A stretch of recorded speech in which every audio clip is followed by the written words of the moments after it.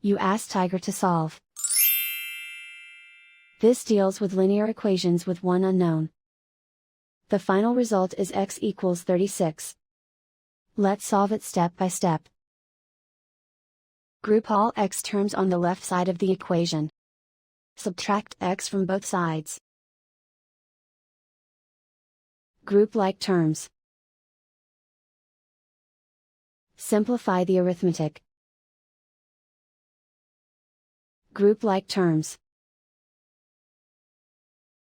Simplify the arithmetic. Group all constants on the right side of the equation. Subtract 20 from both sides. Simplify the arithmetic.